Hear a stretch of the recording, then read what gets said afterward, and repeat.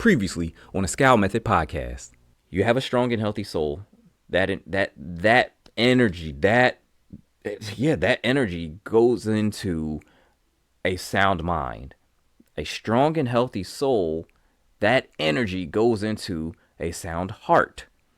And with a sound mind and a sound heart, now we're cooking physically, because you're making actual actions, you're taking actions, and you're making decisions. And that is, and I hate the word, a manifestation of a well-nurtured, growing, and full of vitality soul. And that's all it comes down to. That's why it's so important to the Scowl Method. Because if you want physical fitness, well, why don't you supercharge your spiritual fitness? All right, so here we go. We're back in the studio. I decided to get my lazy behind out of the house. No, I'm playing. But no, we're back in the studio for episode, 25, 24, 25? Hold on, I actually got to check that. Episode 25. And this episode is going to be a little different, okay? It's going to be a little different in the sense that this is what I call, it's kind of like my everything bagel episode, right? So it's actually called the everything episode. And in this episode, I wanted to go over just a bunch of different things, kind of clarify a few things, go over, just random things that are going on. So it's a kind of an episode of randomness, but you'll get everything. You'll get the physical fitness stuff. You'll get the mental, emotional fitness stuff. You'll get the spiritual fitness stuff, and then a whole bunch of other things on the side, like, things going with the studio and things like that. So that's the idea here for this episode. And I wanted to, before I even continue on, just wanted to let you know, again, I'm doing an AMA, Ask Me Anything episode in the near future. And I said within the next couple weeks, I said this last episode that I'm put up a post, and this is going to go on Facebook, Instagram, TikTok, and YouTube. And I'm just going to put out a post in there. I'm going to try and pin it to wherever it needs to be pinned, and just open it up for questions. And if you have questions, I'll do my best to answer them. Or, they can even be, they don't have to be super highly educational questions or anything like that. It's just, hey, look, what was your workout like last week? And I can give you a whole hour breakdown of my workouts last week. So, just something I'm trying, just something to see, and, just kind of trying to reach out to y'all a little bit more. Because I definitely get, comments every now and again on different things, especially on like TikTok. I find that I have a little bit more, or a few more meaningful conversations on TikTok than anything else. Because surprisingly, that's where you discuss ideas. Apparently, I thought this was going to be somewhere else, but it wasn't. It's on TikTok, and it is what it is. So either way, I'm doing an AMA, putting things out there. Ask me anything. Let's start these conversations up, right? But for this episode, again, this is the everything episode. This is the house fried rice episode for the Scowl Method podcast, right? It was like, we want to put a little bit of everything in there. And we'll just see, we'll see what's going on. In the meantime, right? I'm Coach Evan. This is Say Cheese and Lift Studio, and you're listening to the Scowl Method podcast, your one-stop shop for not only physical fitness, but mental fitness, emotional fitness, and spiritual fitness.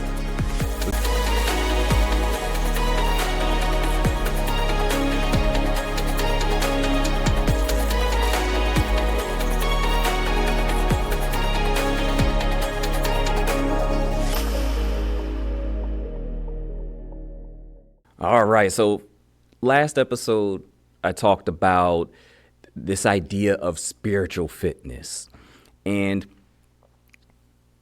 it's the way I presented it basically was, I'm saying that it's first, maybe the most important part of the Scowl method. And then I started to build the case for how spiritual fitness builds into physical fitness, by way of mental and emotional fitness, right?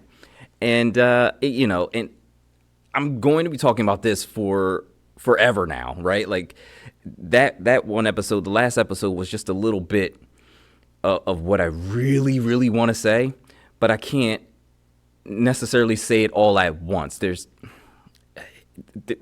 are other portions that I kind of have to throw into this just so everybody understands a little bit better, right? And understands clearly where I'm coming from, right? And so, I had this interesting conversation stemming from one of the posts I made, and it seemed to get some traction, I guess, right? It was, yeah. So, a person approached me, and he was just like, "Hey, man, that's really interesting in terms of talking about testing your beliefs," and he was, kind of just saying, well, testing your beliefs, and then the idea of confirming your spirituality. And he asked me a question concerning, well, what spirituality is that? And I'm like, well, what do you mean exactly, right? And so he goes on to explain the differences between all of the religions. And I was like, you know what? I might not have made that like clear. I mean, it's clear that I'm a Christian. I don't think it's as clear as to what that actually means. maybe, and maybe I'm wrong. But what I explained to him was basically like, look, okay, absolutely, I'm presenting this as spiritual fitness. This is Christian spiritual fitness, right? And I want to be very clear and very careful here as well, because I am not bashing any other religion, right? I'm not in the business of doing that. I'm solely in the business of supporting and confirming my own, right? And I think and so why do I say that, right? Like, I think, at least what I've seen the notice, and maybe it was always around, and it just, my antenna kind of popped up and was just like starting to notice it now, is that there's a lot of debate and a lot of argument over the nuances concerning the differences, right? So the nuance of comparison is maybe a better way of saying it. All I'm trying to do, and again, I'm not attempting to contrast any religion. What I'm trying to do is to present and continuously find and support the ability and the things that would line up with Christianity in order for it to stand on its own, right? So I'm not necessarily saying like I'm defending Christianity. No, I'm just saying like this is the structure in which I'm presenting all this to you all on, right? So I'm basically saying like I'm not comparing Christianity to Islam or Hinduism or anything like that. I'm just saying, hey, look, if you want to be fit, this is the way you do it, because here are some Christian principles that line up with exactly that, right? Now, if you so happen to find some other, principles or things that are lined up and things that I presented and things that I said that work for you when you're not Christian, okay. I don't see anything wrong with that. But just understand, I'm presenting this stuff from a Christian perspective, right? So, like I said, this is the everything episode, so I'm just going to jump on to the next topic, right? So the next thing is just like, look, what's going on with the studio, right? I haven't really put out anything that said what was going on with the studio, with the brand, and all the things that we have kind of cooking in the background a little bit here, right? So, of course, you already know we have the podcast going. We're trying to keep that going for 100 episodes straight. That is not the easiest thing to do at all, and I'm almost kind of just like, why did I even say that? But we're still giving it max effort, right? But along with the podcast, we have, the channel, we have the social media and all that fun stuff. But in the studio within itself, we're trying to constantly, look, here's the thing. I'm always looking for better ways, different ways to serve, to help people, and by default, that ends up growing the business, right? But I'm always looking for ways to improve the quality and quantity of our service here at the studio in this physical form, right? And And as a brand as a whole, like the same idea, the same notion goes with that as well. So we're trying to reach out in a number of different ways, right? So the podcast is one of them. We already still have the regular studio. People come in, get their training sessions in, they go home, feeling sore. But they get that training. We're revamping the app, but that's going to take some time because I'm kind of particular about how I want it, right? Because I do online coaching. We're going to probably expand that a little bit more as time goes on. Also, another thing, within the studio, we're actually building a little recovery room where we'll have red light therapy, infrared sauna, and I'm hiring a massage therapist to come through. So we'll have that trifecta combo. And it was like, and I know what you're saying. I was like, hey, why isn't there anything like cryotherapy, or why isn't there a cold plunge in there? Real talk, nobody wants to do that. Nobody wants to do that. Nobody wants to be cold like that. I mean, I don't even want to be. Listen, at the end of the day, it was a decision that had to be made. It was just like, are there actual people who are going to do this? And the answer was pretty much no, right? Even though there are some benefits to it, the research on cold plunging and things like that still needs to come up a little bit, right? And mind you, don't get me wrong, it is making its way there, but there's more research that needs to be done there, right? But sauna has been studied like crazy. Red light therapy has been studied like crazy, actually under something different. I think it was photobiomodulation, which is some fancy term, but there are studies that line up with that as well. So, if you're ever bored, have at it, right? But I wanted to put those things in there. And of course, I wanted to get the massage therapist in there. I need somebody in there flipping muscles. That's really what it comes down to. Because, all these ooches and ouches are getting tight and everything like that. That is not the business. Nobody likes that stuff. But I wanted to enhance the quality of service of the studio, of the physical location of the studio. So that's what I did. We're pulling on different people on board, on staff, to be able to really, really grow this thing. So that determines the quantity side of it as well. And as you already know, my wife, Coach Erica, she's already in here doing her thing too. So, I have a vision for the physical studio that I'm stomping towards, that I hope to achieve. I understand it if I didn't, because I know where the real growth is. Of course, the real growth is and always will be in the actual process. But if we get it there, that'd be nice. That would be very nice. That'd be chef's kiss, right? So those are the types of things. And I'm also writing a book. I'm writing the Scowl Method book, which is more like a guide to total being fitness. So we're covering the physical fitness, the mental fitness, the emotional fitness, and the spiritual fitness. And one handy dandy manual there, right? So actively working on that as well. So we have a whole bunch of different things floating about us here, trying to corral all of that and make sure that we just maximize the quality and the quantity of service.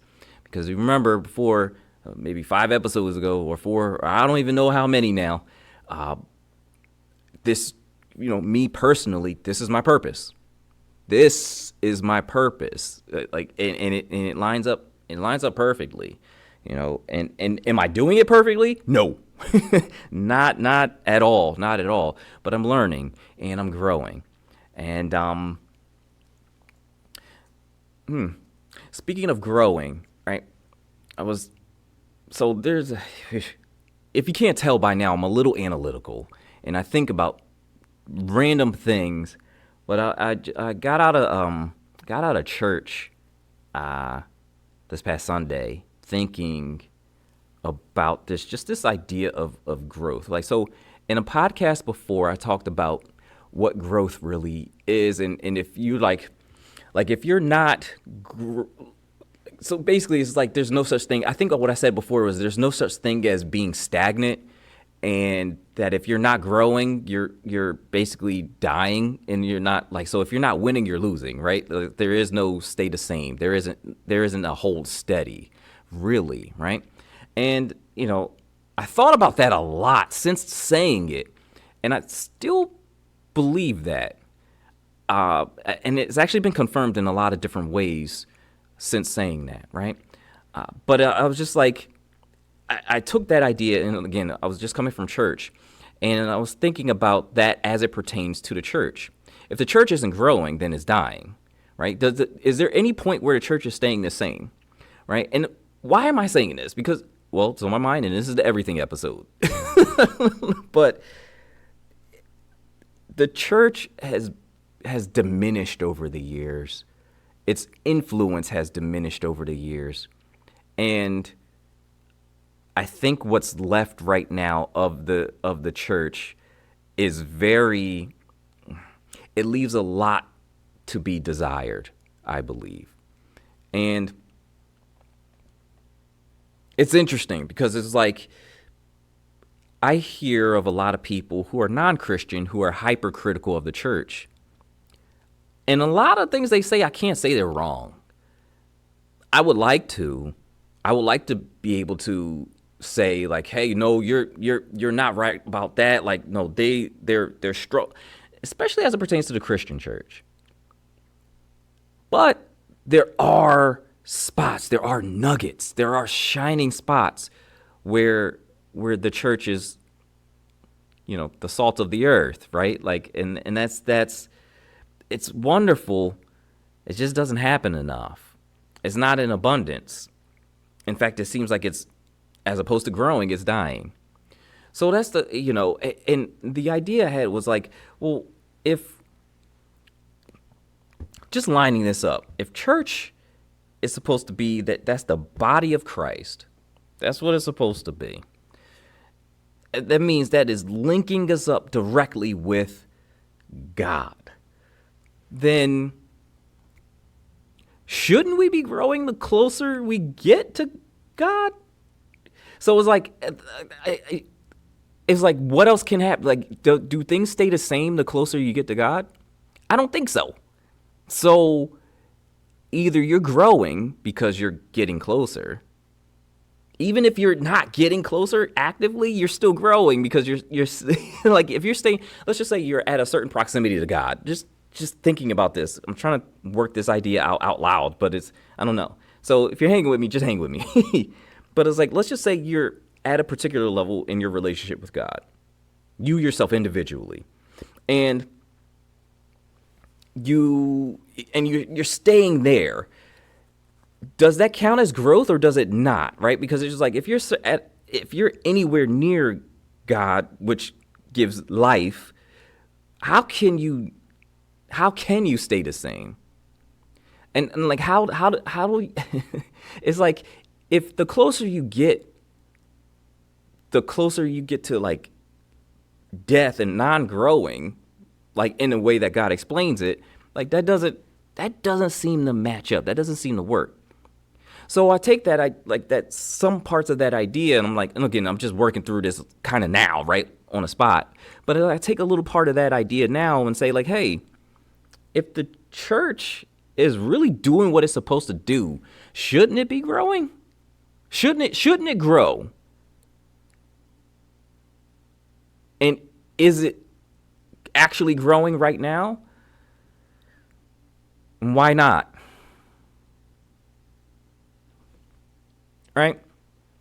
So I think of these things sometimes, and I'm not going to say that I know exactly what I have my ideas of what the answer is, but I'm not going to start here, sit here and start preaching. But yeah, so that's just an idea. It's just an idea. But let me bring back. So anyway, that was a little tangent because I like to do those every now and again. But that's what's going on with the studio. That's what's going on with the studio. That's what's going on with the brand. We're actively trying to grow it, but not in the sense of, grow it, get money, this, that, and the third, but grow it, provide the absolute best service, help people actually grow. Like, that's it. In all aspects of their being, help them grow. And then, the thing about that notion is you never can be too old to grow. In fact, here's another tangent. One of my fears is that I become this old dude who just is like so rigid and so stuck in his thinking that he's like, I don't want to become this old dude that's not agile in his thinking anymore, because I think I found the truth, right? And even if I did find the truth, or if I know I found the truth, I would constantly be testing that truth so that I can either A, grow within it, or B, find the actual truth. Because if it was not the truth, then I would want to find the truth. So it's like, that's a process in which you always have to think. So if I become some old dude who's like just not even thinking anymore, that's honestly, that's a very uncomfortable thought for me. Right? Because I talk to people all the time, right? And I talk to people who are so in it, and they don't even have to be old people. Like, in fact, well, yeah, they don't have to be old people at all or anything like that. But it seems to me that there's a number, like, it's more common with older folks, right? Because they rely solely on their experience. Now, there is some truth in experience, but it is not the entire truth.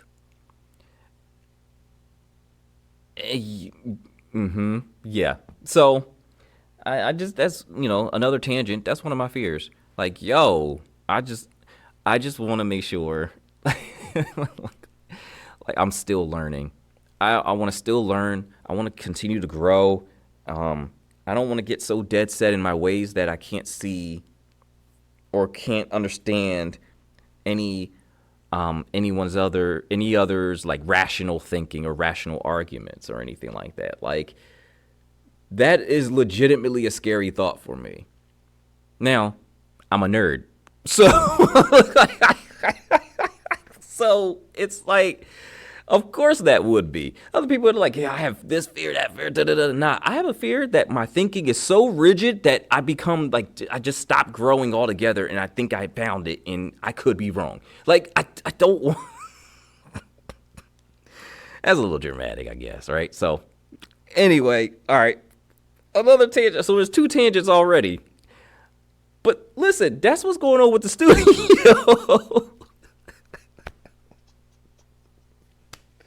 That's what's going on with the studio, y'all. All right. Well, let's jump to this next topic. Let me think. What else is going on in this? Okay. All right. Yeah. So, listen. Last year, we're gonna start to talk about a little bit of the physical fitness stuff, right? So last year, I actually had to have surgery. Right, I had to go in. It was supposed to be a simple one, right? Simple wisdom tooth surgery, like not like anything was majorly wrong. But I go in for wisdom tooth surgery. All 4 of them things were laying completely sideways. 2 of them were right up against my jawbone. I don't know how that happens. Like, I don't know. Listen, look. So, and let's just say I did not have a very good experience. And I think I mentioned parts of this story before. I did not have a very good experience with that. I responded terribly to the anesthesia. And the aftermath of the anesthesia, that opened up a whole nother can of worms that from the mental and emotional side, that I did not want to open. And things had to be dealt with at that point. Furthermore, I was on so many painkillers, antibiotics, and other things that it was just like, so it was rough. But Fast forward past the surgery. It was earlier in the year last year. So fast forward through most of the summer, and I still didn't feel right. So it was I didn't really start to feel like myself again until September or something like that, where the surgery was in like February. So it was like something was off, but I started to feel a little bit normal again. So I get back at and mind you, I'm trying to work out like all the way through. But let me put it this way. Digestively, I was off all the way until September. That's a problem, right? But then I noticed for like the end of the year, like for September to the end of the year, I'm having these amazing workouts, because I finally felt like I had the energy back again. But then I forgot what it was. It might have been like beginning of November, maybe No, it was the beginning of December, because it was after Thanksgiving, and I figured I didn't feel right again, but it was worse. I wasn't recovering from my workouts, and I wasn't working out, it wasn't overtraining by any stretch. It was doing less than what I did before, and just something wasn't right. But I go through the rest of the year, and I'm like, all right, maybe I'll just take a little bit more time to recover. That's the way it is because I'm older now, right? So I thought old age, whatever, right? But I get into the beginning of this year, and I'm like, you know what? I need all my markers run, like everything, right? Because that's something I typically check anyway, right? And I'm talking about like testosterone, all the regular metabolic things, all the hormonal things, all of the other things like liver enzymes, like all of it. I need the full rundown. And then, surprise, surprise, I couldn't necessarily go to my primary doctor to do that, which is, that's more of a systematic thing that, it's not, for the most part, it's not preventative. So it's just like, it is what it is. So you're going to have to do this outside of the actual regular doctor system, which is silly. Either way, that might be a different conversation. That might be a whole nother episode, different day. But either way, I ended up going, so I went to my primary care first, and I got some things run, but it was just like, nah, everything looks great, so you should be good. All right, but I want to get my testosterone checked, though, just to make sure, because I'm not feeling right. And, okay, all right, so, yeah, we don't really have a reason to. Like, are you losing sleep? I mean, no, not really. Are you sick more often? Lower sex drive? Anything like that? Well, no, not exactly. So what's the issue then? I don't, and this is the thing, this is exactly how it went. I was like, I don't feel right. Like, something's off. Okay? Remember that. Something's off. So, needless to say, I was just like, okay, look, I'm going to have to figure out a way to do this myself and, come out of pocket, whatever. But I got to get this done. Cool, right? So I had one of my younger clients come in, and we were just a regular session or whatever. And I forgot how it came up, but the younger clients, her mom was dealing with basically a form of autoimmune disease. And, understanding now, as you all should at this point, understanding that my wife has autoimmune disease generally. So that opened up the doors to a whole bunch of conversations. And then she told me about this doctor. I'm like, here we go, right? So she told me about this doctor. And she said she thought it would be a good idea that I check him out because we talk the same. And I'm like, I bet we do talk the same. Sure. Okay. All right. Because I don't necessarily have the best relationship with doctors in general. I will fully cop to that. A large part of it is my fault because one, I ask a lot of questions. Two, I don't believe anything they say. It's just it's my fault. It's my fault. Like straight up. But I'm not as trusting because they operate within a system that doesn't really form that trust. They're not really going for our trust. They're going for our money. Again, I'm not going to get into it too much. But back to the story. I was so she was telling me about this doctor, and I'm just like, oh yeah, okay, I guess whatever. And I was like, yeah, I have some issues, and I'm trying to figure out, what's going on. I think I'm just gonna go get my testosterone checked, and then we'll just go from there because I'm pretty sure it's low. You know, and we'll see because I'm not necessarily having the symptoms, but that was the only thing I could think of that was wrong and why I wasn't recovering as well. All of this stuff. So, let's fast forward a little bit, and I actually end up reaching out because she gave me his information. I actually ended up reaching out go to his office, Dr. Sorry Christian. And I'm like, all right, cool. Side note, okay, tangent, another one. I'm actually going to have him on a show, okay? And I'm going to have him on a show for very specific reasons. And by the time I get to the end of the story, you'll understand, right? But anyway, I get to his office and everything like that, and we, have the introductory consultation type thing. And we talk, and I tell him about the surgery, I tell him about the lack of recovery, and he was just like, yo, how's your gut health? I'm like, well, first of all, it didn't, digestively, I wasn't right until September. And he was like, that's a long time. I'm like, I know. And that's part of the thing. And so then he starts digging a little bit more. He was just like, all right, well, we got to run labs, like all of them. I'm like all of them. Like, this is what I was trying to do, right? And he was like, yeah, no, let's run all of them. So he orders a whole, we're just going to keep it at all of them, right? Like a whole bunch of different blood markers and a whole bunch of different tests. And I go through, and I mean, they took, half my blood and and then some. And we get to a point where, get the results of the labs, and we see some stuff. And I'm like, huh. And surprise, surprise, testosterone had nothing to do with it.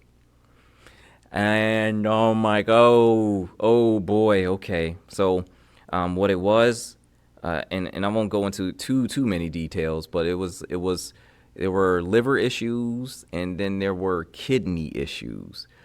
But the liver issues were kind of by a default thing, right? There were kidney issues.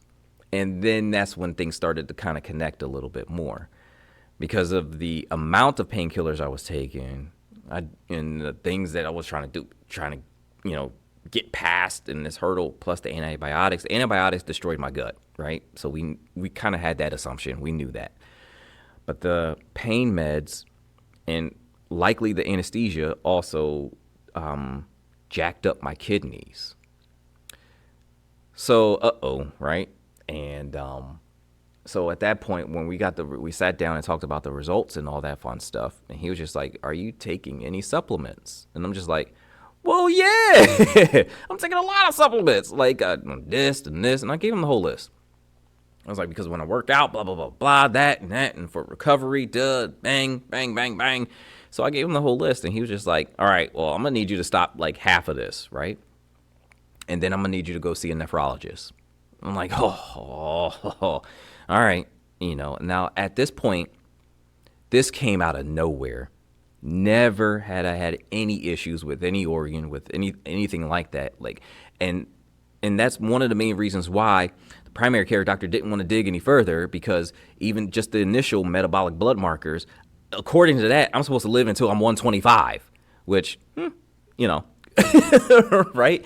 But here's this other issue in the back with my kidneys that no one had a clue about. So we had to run all these other tests, all that fun stuff. I stopped the supplementation, and then I get set up with a nephrologist. And so I go get to the nephrologist. He was a funny dude. I'm gonna tell you, he was a funny dude, because I get into the office. I was the only one there at that time, right? And then when I get so initially I was the only one there, so I was able to get back there pretty quickly. And then I have the appointment, right? So I talked with the doctor, and he was just like, what? He was looking at the results that were handed over to him from the previous labs, and he was just like, this doesn't make any sense. And I'm like, yeah. He was like, you're too young for that. I'm like, oh, well. And he was just like, all right, well, all right, here's what we do. Are you taking any supplements at all? And I'm just like, well, I cut out half of the supplements. And he was just like, so are you taking creatine? I'm like, yes, I've been taking it for 10 years. Yeah. He was just like, stop that. I'm like, oh, not my creatine. I was, look, I turned into a Dragon Ball Z character real quick. I was like, what? Yo, he told me, I was like, okay, when he told me to stop creatine, I was like, okay, I could do this, right? Because, listen, and this is where I'm going to kind of diverge a little bit here, right? Because I had an episode about the most studied supplement, which is creatine. But the thing I always said in these episodes and whenever I give advice on any supplementation is it's not for everyone. Generally speaking, it could be good for you. But if this, or this, then it's probably not the best thing for you. And that's actually with anything, right? That's with any supplementation. That's with any food that you put in your mouth. That's with any exercise you do. That's with any program you do. That's with anything. Generally speaking, it might be okay. But And honestly, and that's where the value is in what a good trainer will do, a good coach will do. It might be good for the general person, but is it good for you? Right? So here, I just got finished giving, well, not just got finished, it was months ago, but I gave a whole episode, talked about a whole talk about creatine and its benefits. And those are all still true. I just can't take it anymore. That's crazy. That's crazy because of these kidney issues, which is right. So he tells me to stop all that mess. And he was not a fan of creatine at all whatsoever, which from his perspective, I kind of understand, right? He probably sees a whole bunch of people who are actively taking these things and they shouldn't be, right? So I was just another one in line there. He was just like, yo, why? I could tell you work out. Like, so your levels should be a little elevated, but not that mess. Here, we're going to run another round of labs. We're going to get into like the detail, because as long as there's no protein in your urine, blah, blah, blah, blah, blah, so on and so forth. So we go through. He was like, run it in another 2 weeks from now. Stop the creatine. Drink 1.5 gallons of water. Because I told him, I was like, I already drink a lot of water. Like, I drink 1 gallon a day. He's like, drink 1.5 gallons. I'm like, dang. Bruh, you know how many trips I might have to make to the bathroom? Like, help me out here, right? So he just tells me to do that, and I'm just like, okay. And then he says something that it's just, he was like, I don't ever want to see you again. I'm like, well, gee, thanks. It was a fun time for me too, right? No, he was like, yeah, no, I don't ever want to see you again. You're too young for this.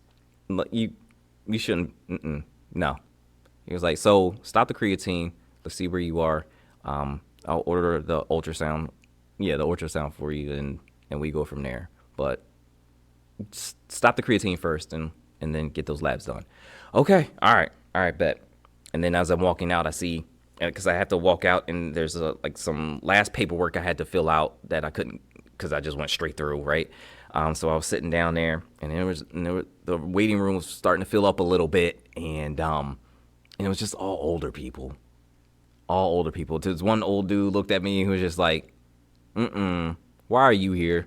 And I was just like, first of all, that's racist. No. No, I'm playing. No, he was straight up like, yo, why are you here? Like, you look like, he just did this thing. He was just like, you look, I'm like, yeah, I'm not exactly sure. Like, I had a surgery and messed me up. And he was just like, okay. He was like, well, good luck to you. And I'm just like, thanks. Now, mind you, in my mind, I'm starting to get a little shook, because I'm like, everywhere I went, like, once your kidneys go, that's a wrap. They don't heal. And I'm just like, and that's what I thought. And so then I was just like, I get out of there, and, start the process of, not taking it and all so on and so forth. And I go back to, who I now call my performance doctor. I go back to him and say like, hey, his suggestion was just to stop all the creatine and everything, but basically stop all of the other supplementation. So the only other thing that I can possibly take at this point, or that I could keep, is my beetroot powder that I drink with my water, and that's about it. And maybe the joint powder too. But he was just like, yeah, but absolutely no matter what, stop the creatine. Okay, so that's what we're gonna do. All right, cool. So that's what I did. I stopped the creatine. And I was still moving around, working out, trying to, doing a little bit more cardio and everything, mixing that in with it a little bit too, just because, again, recovery stunk. So as I was trying to recover better, I was doing some light, just keep the blood flowing cardio, right? So I was knocking all that out. And 2 weeks later, I see some improvement. So 2 weeks later, after stopping all this stuff and continuing on with workouts and everything like that, I get the labs drawn, and they showed some improvement, some pretty decent improvement. But also, the background stuff that the nephrologist needed, where he's just like, they're to test if there's any other additional stuff, like if this is just purely because of the creatine intake and things like that, right? So there were a couple other stats that he was looking at, a couple other labs that he was looking at, and basically said like, nah, you're clean, you're good. And I asked him, and I was just like, hey, listen, will they ever be the same again, my kidneys? And he was just like, yeah, absolutely, you're young. And I'm just like, but I was told they can't heal. He was just like, So that told me enough. Like, he didn't absolutely confirm that, but he was just like, And then the funny thing is, so he told me something. He was just like, yeah, it's a little tough, but honestly, this damage could have happened, over time anyway. It could have happened even before the surgery. And I'm just like, interesting. Why do you say that? And he was just like, well, typically African Americans have kidney issues. Like it's a genetic thing. And I'm just like, what you trying to say? Like, I don't think I buy that. And I was just like, wait, all right, let me think about this. Let me think about if there is actually a pathway. So I start doing a little research and all that fun stuff on that. And I mean, there is a pathway. I'm not sure that's exactly it. I'm not sure how viable that pathway is. But it's just like, look, if you go through years, decades of terrible eating because you don't have access to quality foods, well, yeah, then you're going to see some genetic problems, that are passed down, I'm guessing. I'm not sure I 100% subscribe to that, but I think parts of that make sense to me. Parts of that make sense to me, because it's just like, you can't deny the fact that, African Americans in this country have not always had access, and still in certain places struggle with access to quality foods, and you don't even have to say African Americans in general. Like, you can, which is I can't even say African Americans. Whatever. Okay, don't get me started on that, because then I'll really go on a tangent. But there is a pathway in which you can kind of understand that, like, because I guess that says what's super important is what you do put in your mouth at the end of the day, right? So if you're putting in a whole bunch of foods that have a whole bunch of chemicals into your mouth, and that changes how well your body responds, and let's just say you go and have kids, so maybe there is a viable pathway there. I'm not saying it's 100% true. I just can understand it a little bit, right? Anyway, we get back, and there was some improvement in overall function, and I'm just like, just by stopping this, I'm like, interesting, okay, all right. And so he told me, yeah, there's an ability you can heal them. It won't be easy, right? It's not, and it's a long process, but it's doable. It's possible. You first and foremost, though, have to stop hammering them. Yeah, got you. Understood. Say less. Let's go. And so I get the labs back, go back to my performance doctor, and I'm just like, look, I have improvement, and I'm actually in the green range. I should be better, but I'm in the green range now, right? And he was just like, that's good. I'm happy for you. All right, okay. And then we started really sitting down and talking, and he was just like, what are you trying to do? And I was like, you know what I want to do? I really want to regain everything that I lost last year. Because instead of getting, for as much as I was working out, for as much as I was lifting, for as much as I was eating, for as much as I was doing the same thing that I did that got me to, compete on stage, for as much as I was doing it, I lost like 3, 4, no, more. I lost like 7 pounds. Most of that was of lean tissue because I had the same body fat percentage. And I was like, no. Don't take away my lean tissue. It was bad. And I was still moving. And I was still lifting. And I was still getting it. So it was just like, so I needed it all around like rebalancing. I needed to get back. And I told him, I was like, I want to be back. I want to be better than I was before. I want the work that I'm doing to mean something. And I was just like, you know what? I wouldn't put it out of the realm of possibility of doing another show again and taking another crack at getting this pro card. And he looked at me. He was just like, okay, so think about that for a little bit. Take a little bit of time. Get back to me. I mean, like, all right. He was like, because there's a number of options that you could take in order to do that. I'm like, okay, cool. So I take a little bit of time to think about it. And I'm like, all right, is that really what I want to do? Do I want to do a show again?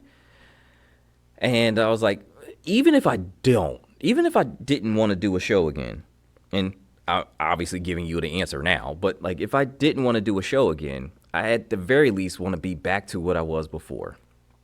That's it. So what do I need to do that gets me there? So then, we link up again, and he was just like, well, there's a couple things that we got to look out for in front of us, right? And he was like, you're talking about a show, but we also want to make sure that your kidneys are good and they're actively healing. And then at that point he suggests peptides, and I'm just like, yeah, I know what they are. I know what they are, right? Like I've studied them. I've trained people who have taken peptides. Look, I've trained people who have taken steroids, but steroids and peptides, not the same thing, right? Not at all the same thing. But it was interesting because he starts to explain exactly what peptides he would prescribe, because it's just like, this one for this one for that, and this one for that, right? And he was just like, it all comes down to the cell. It all comes down to the energy of the cell. And it was just like, sounds like you're speaking my language here, right? So we're still talking, we're going back and forth, and I'm just like, will any of these actually heal or help me heal and recover my kidneys? And he was just like, absolutely. And will they? And I was like, I already know the answer to this one, but I'm gonna ask it anyway. And then I said, better yet, I'll ask the question of which ones will properly help me, that will combine with those other peptides that will help me get the lean muscle tissue back. And he gave me the few that would.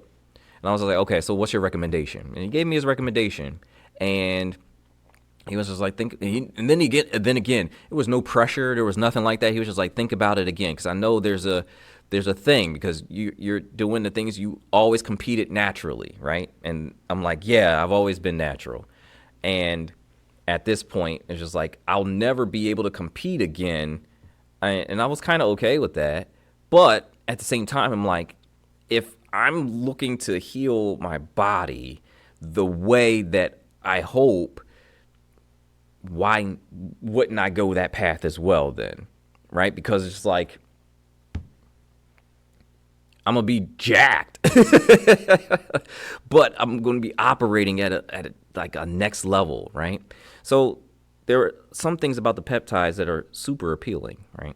And that's That's large in part why I have not done an Injectables episode yet, right? I've had one of the first few episodes opening up the Scowl Method podcast. Like episode 3 was supposed to be the Injectables episode, where I was going to talk about the peptides. I was going to talk about steroids. I was going to talk about testosterone replacement therapy, like hormone replacement therapy. I was going to talk about all of that stuff in that one episode.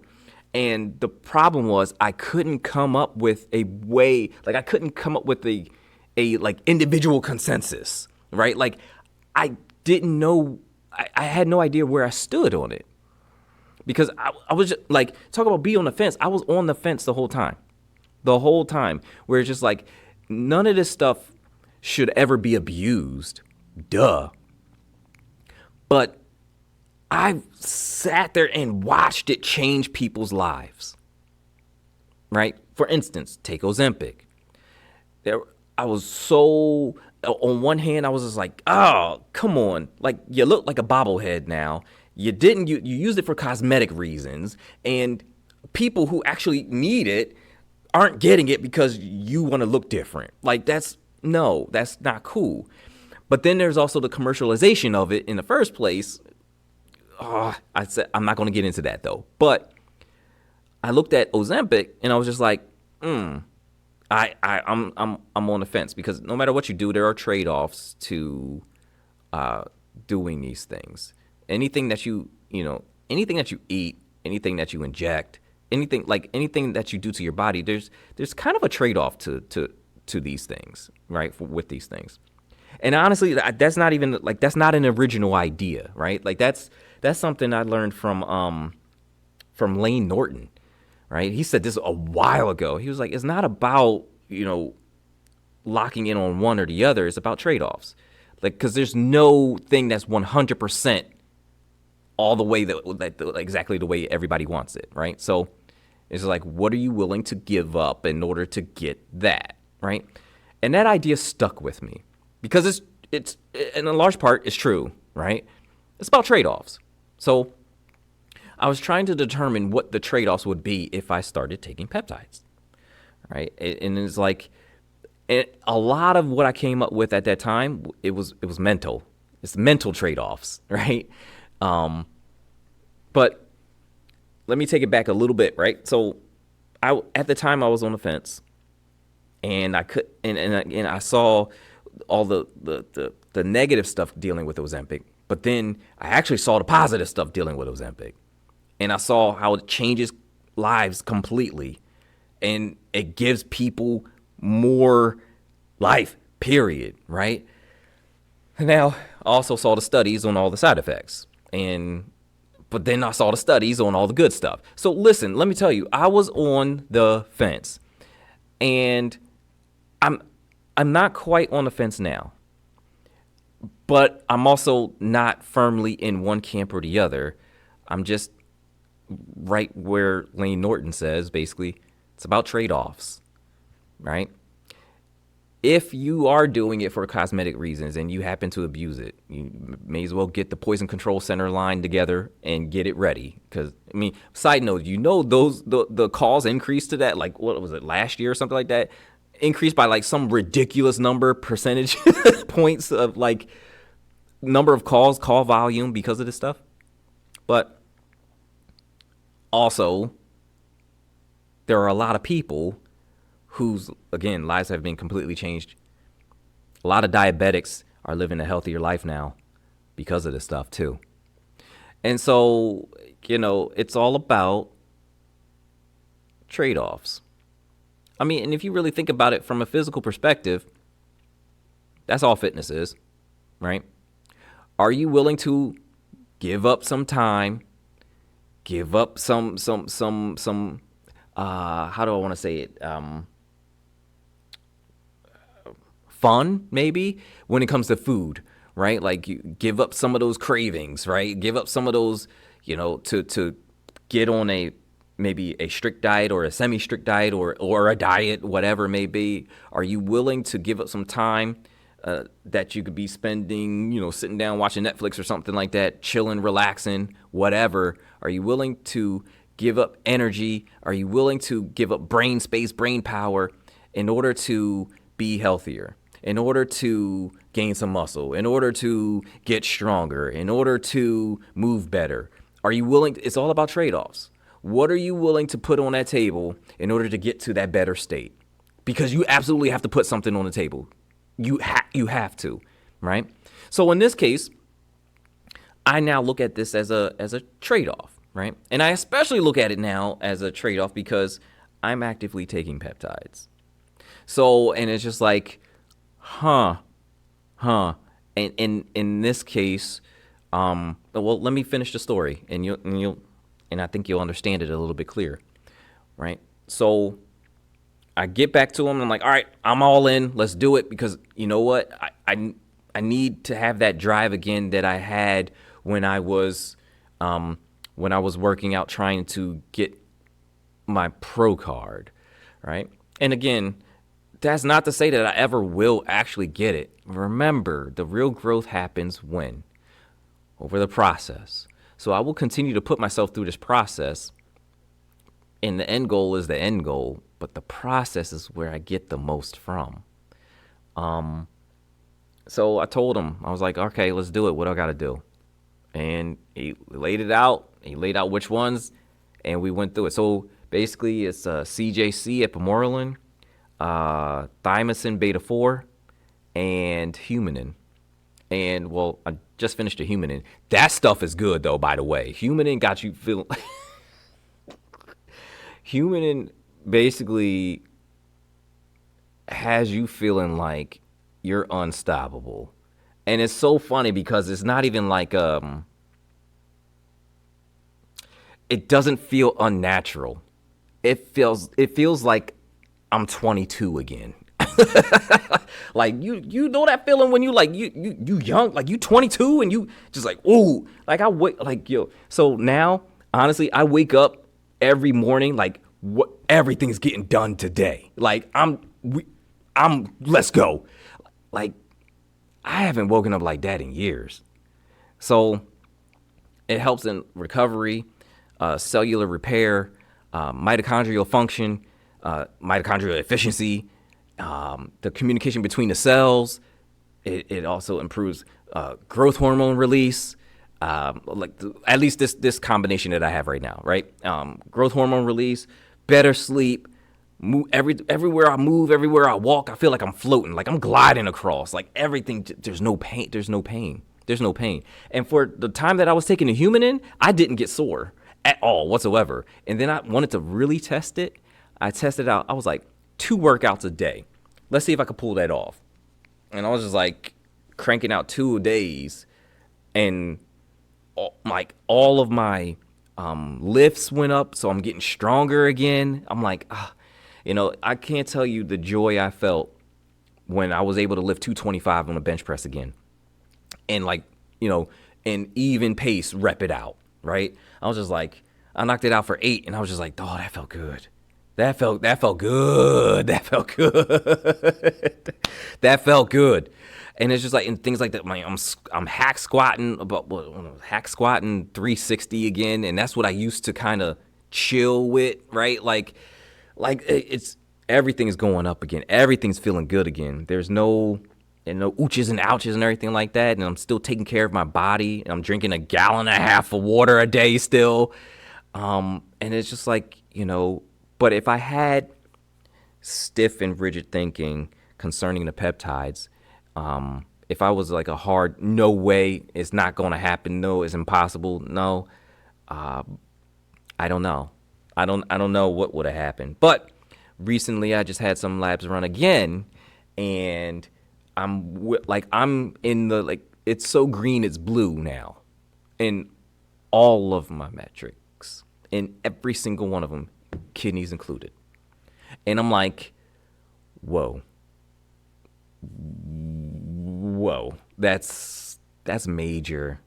And so it's like, based on the stats, based on what that shows me, there was some kidney healing going on. I don't know.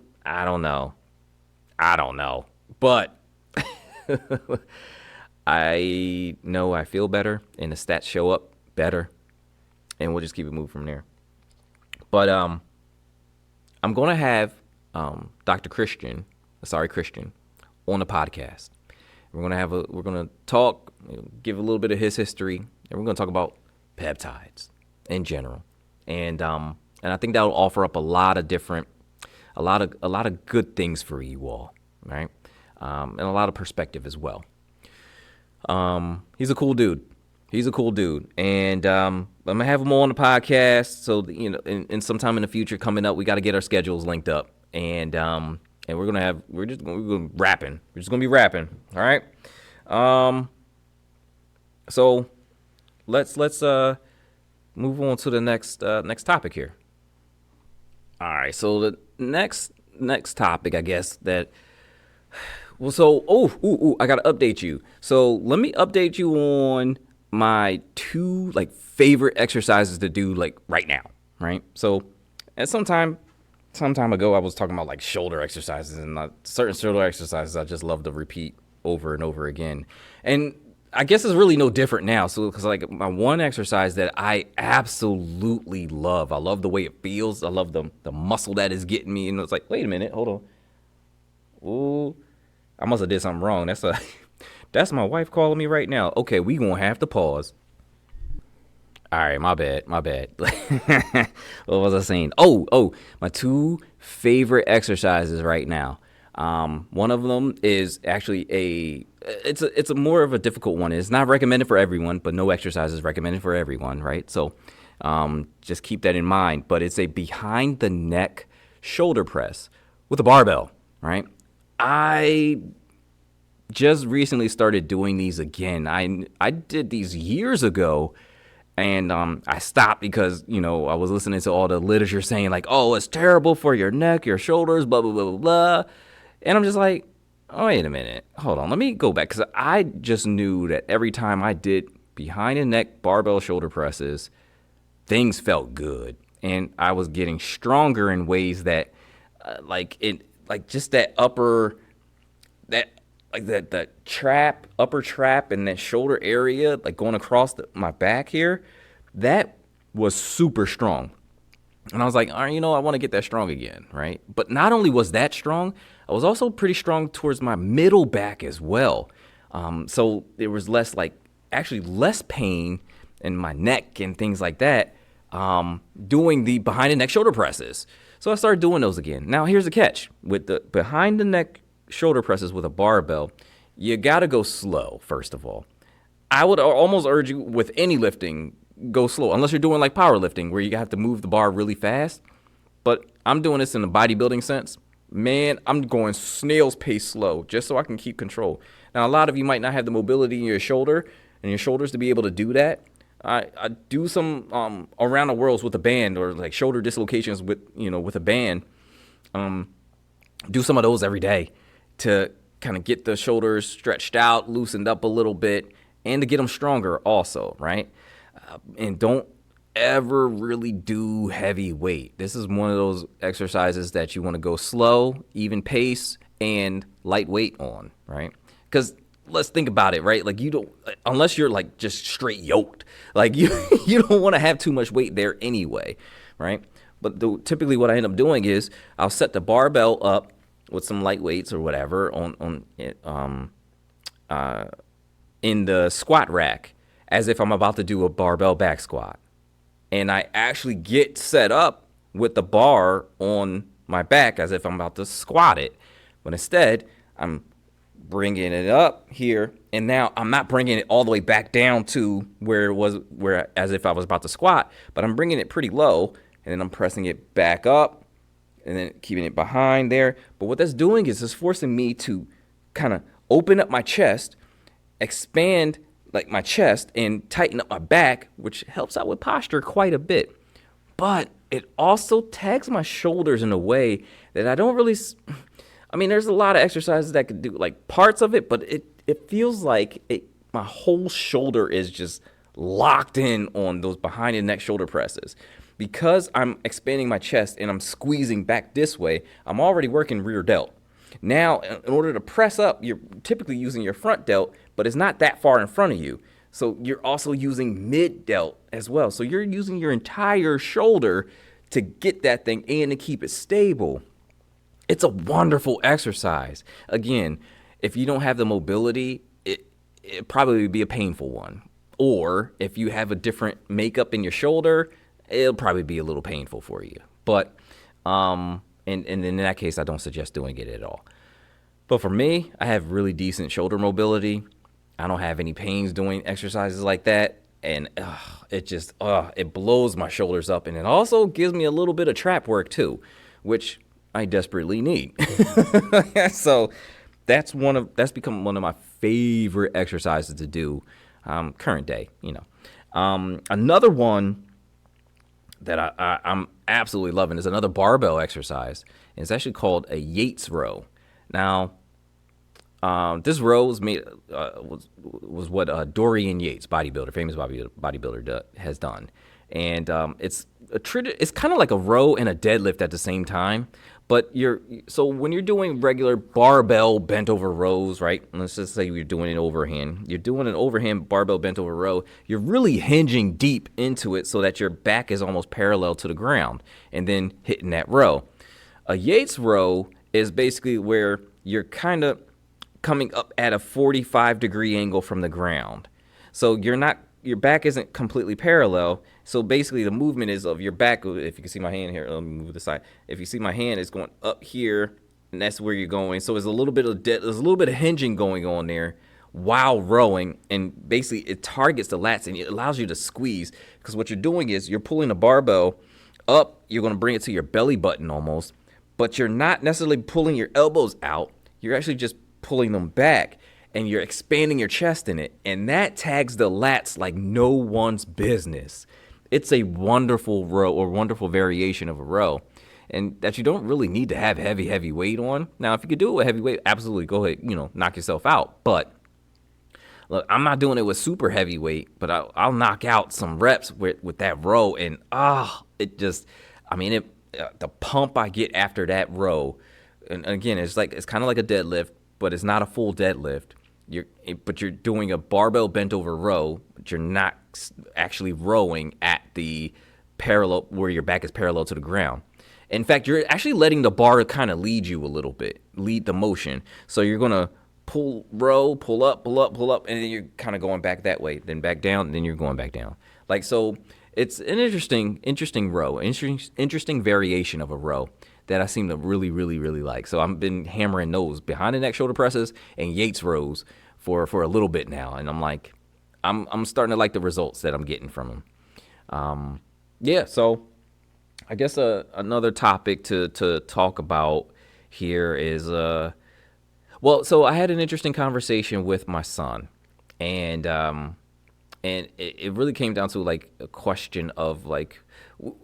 Well, there's a couple things going on, and it all boiled down to like his question of like, well, what is love, right? And I asked him, I was like, do you know what love is, right?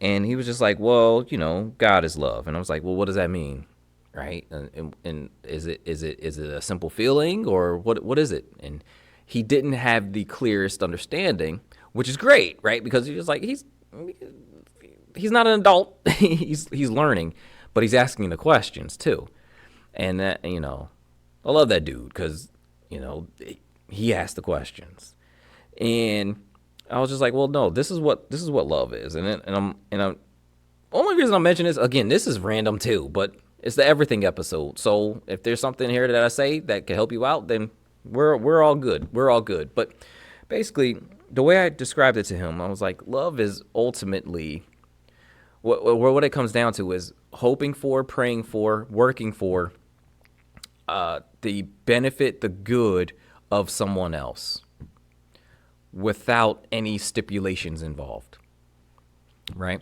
So it's just like, the way I basically, and I explained it to him, is just like, I love your mother. No matter what, I am going to work towards, pray for, set up, however you want to look at it, but I'm moving in a direction of her benefit, something that is good for her, and then we had to, well, I'll get there, but it was like something that's good for her, and he seemed to kind of catch on to it a little bit, and I was just like, even when she get on my nerves. even when we might not see eye to eye, you know, I am always actively working towards that end for her. And I was like, and that's the same thing that I do for God. That to say that you love God, it has to show up in your actions. So it's just like you're ultimately working towards praying for, benefiting him, you know, things that will benefit him. And the cool thing about that is he tells you what benefits him. He tells you what things are good, right? Because then you have to question, well, what is good, right? It was like, well, we're working towards the good of someone else, or we're hoping and praying for the good of someone else. Well, what's good, right? And again, good thing that God lays out what good is. So I explained that to him, and I'm just like, is there any confusion? Because I know there is, right? And he was just like, well, yeah, a little bit. And he was like, so what's the feeling? I'm just like, good question. Good question.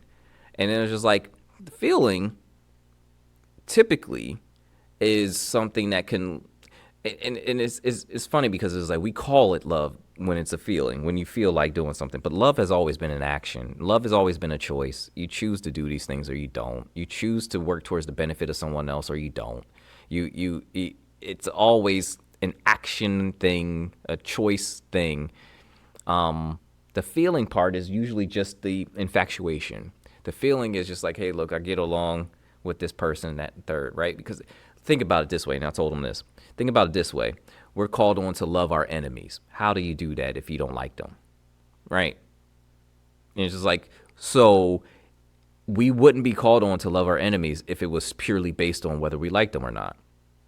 We're actually called to actively work towards and hope for, pray for the benefit, the good of our enemies. That's a hard thing to do. But you can't do it just by falling into it. You can't do it by, accident, right? You have to actively make the decision to love your enemy, which you have to actively make the decision to love. And then it's just like, and it's interesting, and it can't be on any condition. It can't have any condition at all whatsoever, right? And that's the funny thing. It's just like, because think about it, we only know how to love because God loved us. And God loved us unconditionally. He loves us unconditionally. Now, the part that a lot of people seem to get hung up on concerning that is, well, if he loved me unconditionally, I could be who I want to be, and he would accept me. That doesn't necessarily bear out to be true, right? Unconditional love doesn't necessarily mean unconditional acceptance. And I think people mix that up a little bit too much, right? Because then you still have to go down to, and you still have to figure out what your definition of good is, right? It's like God loves us unconditionally. Actually, God loved us first, right? We didn't love him first. We rejected him first. Easily. So what does that actually mean? What does that say? That he set up, orchestrated, worked towards, hoped for, prayed for. I guess does he? Yeah, well, maybe not prayed for, or maybe prayed for. That's a thought. But anyway, to our benefit, for our good, right? And it's an interesting setup too, because it's just like, well, then what is good? Well, he knows what good is. Good comes from him. So that, in essence, is why he's working towards and setting things up to draw us closer to him.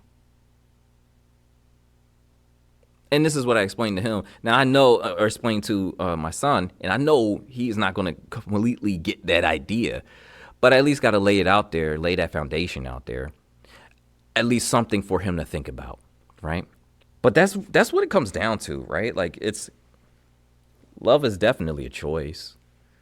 the feeling of infatuation, the feeling of liking someone, doesn't necessarily have to be the main driving force behind loving someone. Now, it has to be, maybe it doesn't have to be, but at times it is that infatuation or that liking someone is the main driving force behind, pair bonding.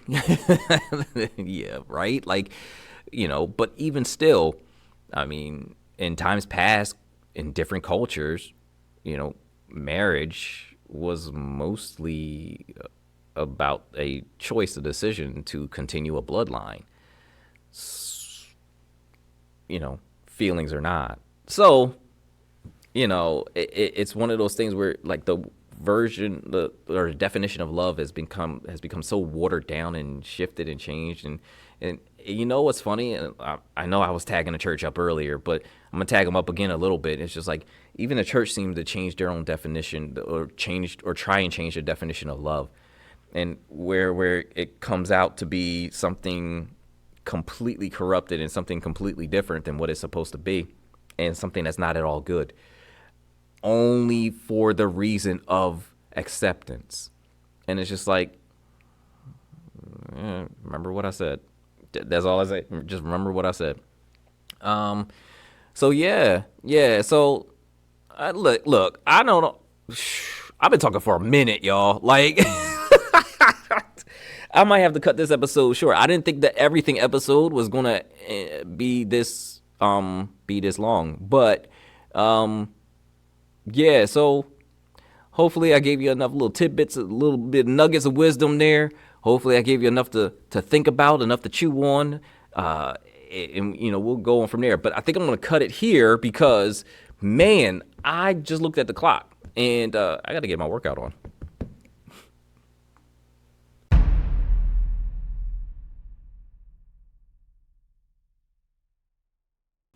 All right, peeps, there we go. The everything episode. I have a feeling I'm going to be doing more than one of these. But please don't forget, I'm going to be setting a post out there really, really soon about the AMA, Ask Me Anything. Throw out whatever questions, and we'll just go through them and see which ones that I can keep answers under like 20 minutes a pop. I don't even know, right? I did not expect to talk so long about the few topics. I had like 10 of them planned that I was going to like really start rapping about. But then what happened was I started talking about the one, and then a completely different set of others started coming up. So yeah, I mean, I guess it'll happen that way. But I'm not going to be in your hair too long. I'm Coach Evan.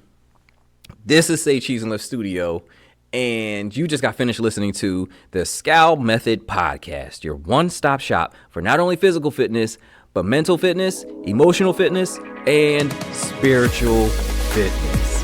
All right, y'all. Y'all take care. Be good out there. I don't even know what else to say. I'll see y'all later.